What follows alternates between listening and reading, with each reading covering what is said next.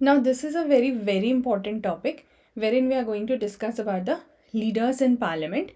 It comprises actually of three things that you have to remember. So, when you talk about the leaders in parliament, you talk about the leader of the house, you talk about the leader of opposition, and then you also talk about whip. But what I'm going to do, I am going to do it from mains and prelims perspective both. Okay, in your book it is only given from prelims perspective, but we are going to analyze the leader of opposition and whip topic. Therefore, I have dedicated a separate lecture for whip, which will be the next video, and here we'll be talking only about the leader of the house and leader of opposition in detail. So please note, this is a prelims plus mains topic. Leader of house will only be prelims perspective, इसमें ज़्यादा कुछ है नहीं, but leader of opposition में हमें देखना है क्योंकि ये आए दिन न्यूज़ में भी रहता है. उसका रीज़न है, आपको बताऊंगी तो यू विल अंडरस्टैंड.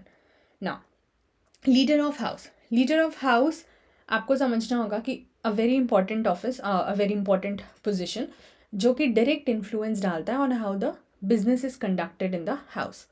अब लीडर ऑफ हाउस की हम बात करें तो हम definitely will talk about both Rajya Sabha and Lok Sabha, right. when we talk about the leader of house, ठीक है, in Lok Sabha, where it is being talked about, it is given in the rules. तो here also it is talked about in the rules, constitution में नहीं है इसके बारे में. अब understand this, prelims के लिए very important, smaller topic but very important. What is being said is that if prime minister, you already know that in our case, like in the case of India, executive में हमने prime minister पढ़ा हुआ है. Prime minister can be member of either house. There is no mandation that the prime minister only has to belong to lower house और upper house, right. Prime minister can be either a Lok Sabha और a Rajya Sabha member.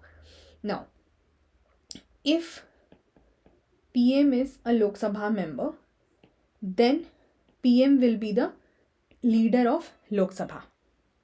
ठीक है, I repeat, if PM is a Lok Sabha member, PM will become leader of Lok Sabha automatically, उसमें कुछ करना नहीं है. But what if PM is not a Lok Sabha member? अगर PM Rajya Sabha member हैं, then any minister who is a Lok Sabha member, who is nominated by PM as leader of house.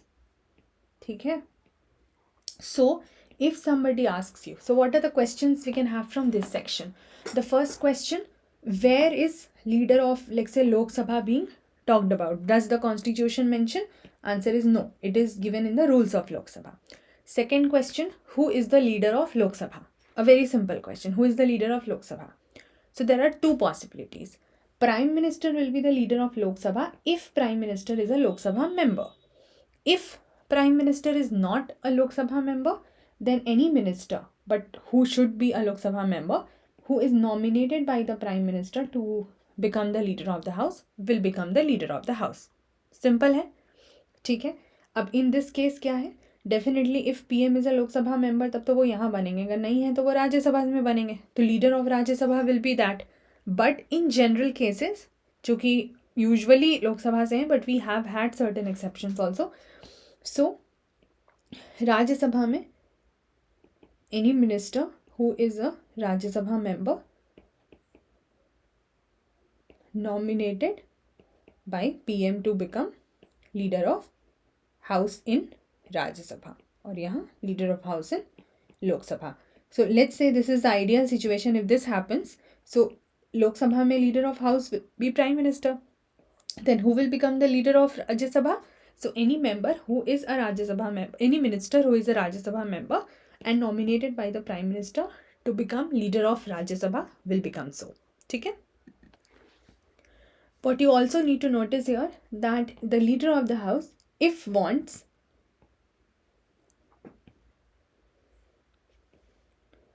can nominate a deputy leader of house also. If want, can nominate so. ठीक है. US में इसी office के लिए जो term use होता है, that is known as majority leader.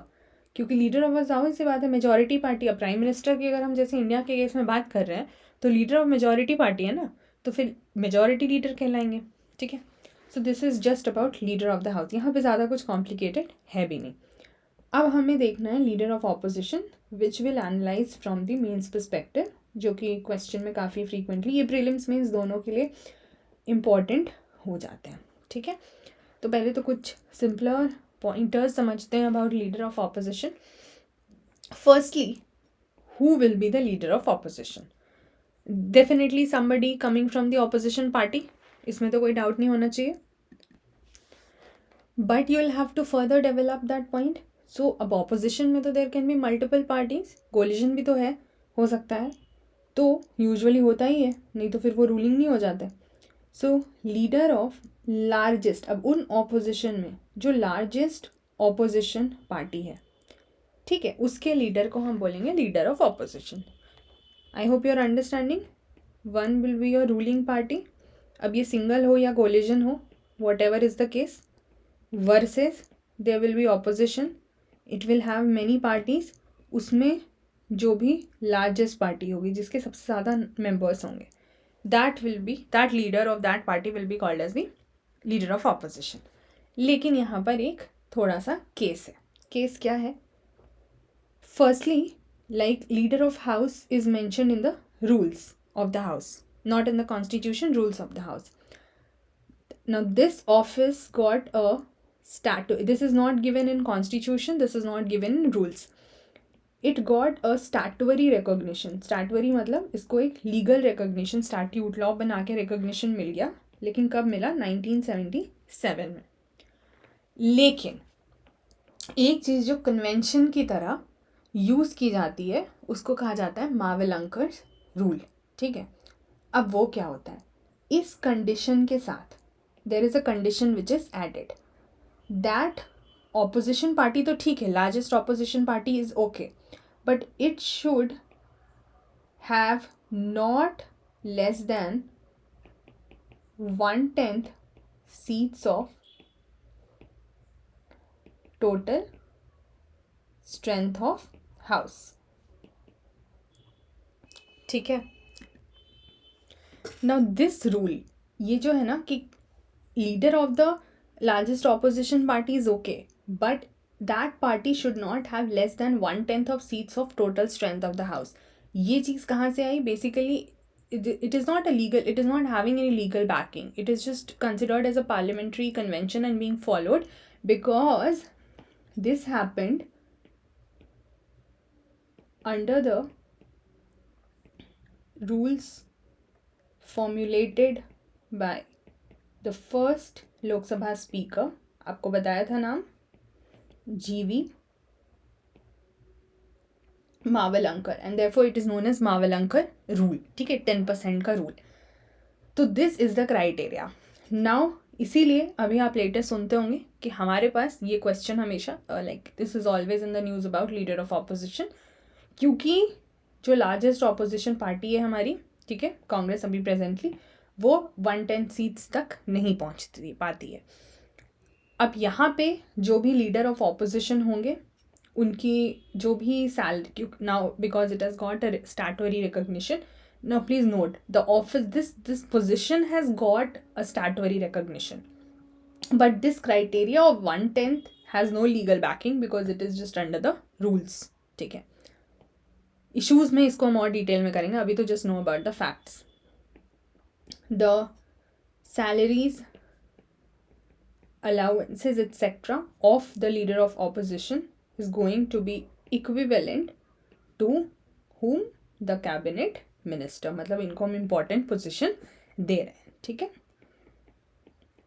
First time the official leader of opposition was recognized in the year, remember this year, 1969. So till 1969 India officially did not have a leader of opposition, क्योंकि Congress party single largest party की तरह rule कर रही थी और दूर दूर तक कोई इस 1/10 का क्राइटेरिया वैसे भी फॉलो नहीं कर पा रहा था, वहाँ तक कोई पहुँच भी नहीं पा रहा था। सो फर्स्ट टाइम ऑफिशियली जो रिकॉग्निशन हुआ है ये ऑफिस का, ये 1969 में हुआ है, बट स्टैट्यूटरी रिकॉग्निशन मिला है 1977 में। I hope the entire point is very very much clear. US में इसी ऑफिस को क्या बोलेंगे? Minority leader. जैसे लीडर ऑफ हाउस को बोलते हैं मेजॉरिटी लीडर. ठीक है, ये तो सिंपल सी चीज़ है. मेजॉरिटी लीडर, यहाँ पे माइनॉरिटी लीडर. नाउ अब हम समझने की कोशिश करेंगे जो भी आपके ये एनालिटिकल पॉइंटर्स हैं लीडर ऑफ ऑपोजिशन के केस में.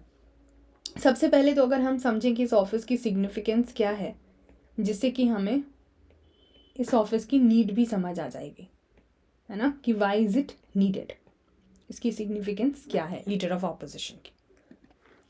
So the one thing firstly कि ऑफिस जो है एक ऑल्टरनेटिव या शैडो पीएम की तरह एक्ट करता है. ये जो टर्म है alternative PM, this is used by a very important person. आपने बहुत जगह उनका नाम सुना होगा, Ivor Jennings. But here the question is what is a shadow thing. ठीक है, अब ब्रिटेन में इसका एक आप छोटी सी चीज़ समझ लीजिए. ब्रिटेन में कॉन्सेप्ट यूज होता है which is not use in the concept of India and which I have already done with you in the topic of cabinet when I was doing executive with you. But just as a revision, shadow cabinet, what they do here कि let's say ये जो ruling government है इसमें जो भी positions हैं उसको replicate करते हुए, एक शैडो बनाते हुए, in the opposition also they will have the members for every portfolio. जैसे फाइनेंस है, होम है, डिफेंस है, जो भी है उसके लिए एक ऑपोजिशन में भी मेंबर को तैयार रखेंगे, so that whenever there is a change in the government you already have a backing ready from the opposition. They will also understand it. So अब जैसे अगर पीएम है टॉप मोस्ट पोजिशन पर, तो उनके सामने जो एक ऑपोजिशन में होगा वो होगा leader of opposition, because PM is the leader of house. Just to make you broadly understand, रफली I am telling you. So उनके ऑपोजिशन में कौन होगा? Leader of opposition. And therefore let's say अगर सरकार बदल रही है और हमें एक ऑल्टरनेटिव गवर्नमेंट चाहिए, तो बाकी ministers are already ready for from different portfolios. But then you will also have the PM का same shadow which will be the leader of opposition. Therefore this office is significant in that context and उसकी ज़रूरत पड़ सकती है. Although we do not have a shadow system, we do not have a shadow cabinet system, but अगर ये हो तो हमारे पास एक alternative system की तरह इसको यूज़ किया जा सकता है. Now because an alternative PM and then alternative आपको पूरी की पूरी members की list बन जाएगी. So यहाँ पर एक alternative government की भी probability रह सकती है, because you need a mechanism to have an alternative government. Otherwise नहीं तो क्या हो जाएगा? Parliamentary democracy will weaken if you do not have proper opposition. ठीक है? If no opposition or weak opposition, then the democracy will also, the root will also get weakened, because you need to have a unified front among the oppositions to be able to fight against, or let's say to raise questions against the ruling party. You need to have that. अच्छा, उसके अलावा क्या चीज़ है कि you need somebody to do constructive criticisms of the government policies. If you do not do this, then again the same thing. ठीक है, same पुरानी चीज़ें चलती रहेंगी. Nobody will question. And it can lead to, in a democracy, kind of the features of you would say dictatorship would be imposed, which we cannot allow in a democracy. ठीक है, so always there is a need of a contrary view also, because it's not important that the ruling government will always be right, or at least you need to have the different viewpoints and then the good things could be done, whatever is found better. Now because it is done, then it will bring cohesiveness, it will give you an effective governance. ठीक है, in legislation also and governance also, both. ठीक है, effectiveness आ जाएगी. Leader of opposition का एक बहुत important role है in checks and balances. How? Because जो भी अपॉइंटमेंट होते हैं टू इंस्टीट्यूशंस जहाँ पर बात अकाउंटेबिलिटी एंड ट्रांसपेरेंसी की होती है. फॉर एग्जाम्पल, अभी हमने जो कि कॉन्स्टिट्यूशनल नॉन कॉन्स्टिट्यूशनल बॉडीज़ नहीं पढ़ा है, ठीक है, specially the non constitutional bodies. So when will do this you will understand this. ठीक है, जैसे CVC हो गया, CBI, CIC. अब ये कुछ इंपॉर्टेंट बॉडीज़ हैं वेर इन जब हम इनके डिस्कशन को करेंगे कि कॉम्पोजिशन क्या है और कैसे में वो काम करते हैं, तो लीडर ऑफ ऑपोजिशन का भी वहाँ पर एक रोल रहता है. Now these are the important bodies, institutions जहाँ पे अकाउंटेबिलिटी एंड ट्रांसपेरेंसी का रोल है. ठीक है, तो लीडर ऑफ ऑपोजिशन वो रोल भी इनडायरेक्टली प्ले करते हैं जहाँ पे वो न्यूट्रल रहें और न्यूट्रलिटी को फोकस करें और इन ऑफिसेज में अपना सहयोग दें, भागीदारी करें. अब जैसे कि एग्जाम्पल है, 2011 में श्रीमती लेट सुषमा स्वराज जी, जो हमारी बाद में मिनिस्टर ऑफ एक्सटर्नल अफेयर्स थी. ठीक है, उन्होंने, वो लीडर ऑफ ऑपोजिशन थी, तो उन्होंने क्या करा कि मिस्टर पीजे थॉमस को, सीवीसी, ठीक है, सेंट्रल विजिलेंस कमीशन के जो हेड होते हैं, कमिश्नर होते हैं, उस जगह पर अपॉइंट किया जा रहा था. And she pointed out, being the leader of opposition, she pointed out the discrepancies in that appointment. ठीक है, and later that was taken care of by supreme Court, और फिर उनको उस पोजीशन से हटाया गया, मतलब जो सीवीसी अपॉइंट हो रहे थे उनको हटाया गया. सो द क्वेश्चन इज़ कि जब ये रोल होता है तो ऐसा नहीं है कि सिर्फ जो रूलिंग पार्टी है उसको ही हम वो पोजीशन दे रहे हैं कि आप ही अकाउंटेबिलिटी ट्रांसपेरेंसी पे ध्यान दे रहे हैं. No, we have the role of the leader of opposition also. So as I said, when will do these offices, ठीक है, इंस्टीट्यूशंस जब हम करेंगे तो अपॉइंटमेंट में जो अपॉइंटिंग कमिटी होती है, ग्रुप होता है, उसमें you will find the leader of opposition in Lok Sabha to be the member. तो वहाँ पे आपको ये बेहतर समझ आएगा. जस्ट रिमेंबर दिस पॉइंट की रोल न्यूट्रलिटी या अकाउंटेबिलिटी ट्रांसपेरेंसी में भी होता है. ठीक है, और ये जो कंस्ट्रक्टिव क्रिटिसिज्म है, so they can ask for the debates and discussions from the ruling government also and say कि भाई हमारे लिए ये ज़रूरी है because we are also accountable to the public. Because ultimately अगर हम जैसे लोकसभा को फोकस करें तो वो चुन के आए तो लोगों द्वारा ही है ना, डायरेक्ट इलेक्शन से ही आए हैं. So that is done. But there are certain latest issues also related to it जो हमारा अब करना बहुत ज़रूरी हो रहा है. सो अगर हम उस पर थोड़ा ध्यान देते हैं, क्योंकि ये मीन्स में आपसे एनालिटिकल तरीके से पूछा जा सकता है. Let's say some of the current issues related. एक तो सबसे पहला वही है कि आईएनसी कांग्रेस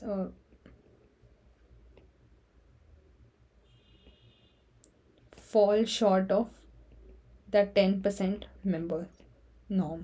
ठीक है, अब है तो ये रूल ही, कहीं स्टैट्यूट में भी नहीं दिया हुआ है, कॉन्स्टिट्यूशन में भी नहीं है. तो even if it is the second largest party, but because 10% norm नहीं फॉलो हो रहा है कि नंबर ऑफ टोटल स्ट्रेंथ जो है सीट उसके हिसाब से, तो लीडर ऑफ ऑपोजिशन हमारे पास नहीं है. Also the speaker rejected the Congress demand. जब इन्होंने बोला कि जब इसका कोई लीगल मैंडेट ही नहीं है, this 10% norm is just a norm, it is not having a legal mandate, है ना, no legal mandate.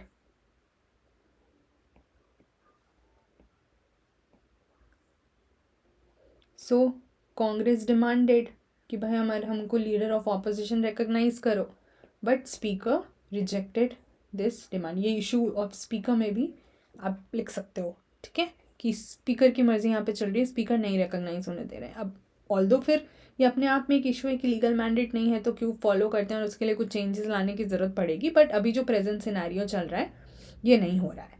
And because it is now that this leader of opposition, क्या इसको स्टैटूटरी रिकॉग्निशन मिल गया है, so this is a statutory post, तो यहाँ पर law enforcement सही से होना चाहिए. This is also an issue जो कि नहीं होता दिखता है. ठीक है, and also speaker is legally bound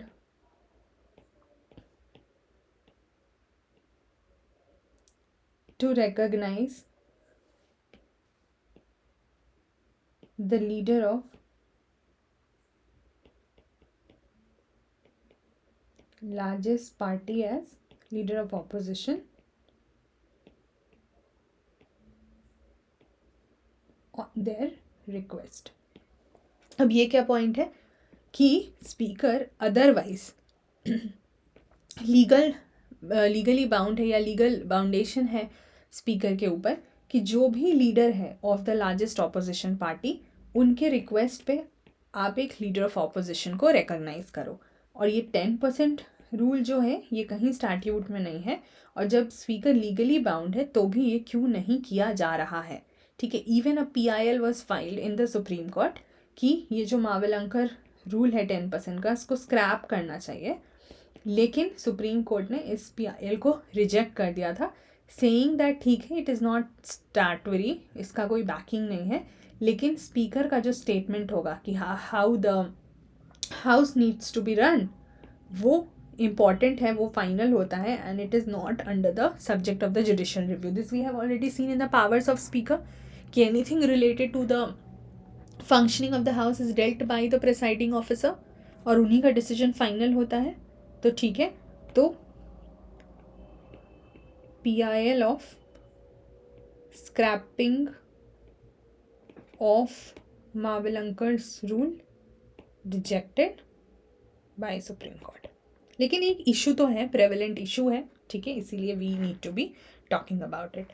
तो अगर अब हम बात करें कि what could be the possible way forward, एक तो बहुत ज़्यादा जो बोला जाता है वो यही है कि ये जो ब्रिटेन में शैडो कैबिनेट का तरीका है, ठीक है, ऑल्टरनेटिव सिस्टम वाला, तो वो हमारा यहाँ पर फॉलो होना चाहिए। देन सेकेंड वे फॉरवर्ड में वही है कि हाँ मावलंकर्स रूल को स्क्रैप कर देना चाहिए, and if the leader of opposition is the statutory post, why are we still not giving it the position it deserves, ठीक है। So these are certain issues, और इसमें अब जो भी करंट अफेयर्स अगर ऐड होता है तो आप उसको बिल्डअप कर सकते हैं, you can just keep on adding the things. In the next video will discuss about the next topic related to the leader of parliament, जहाँ हम विप की बात करेंगे, again from the analytical perspective. So see you again in the next video. Bye bye.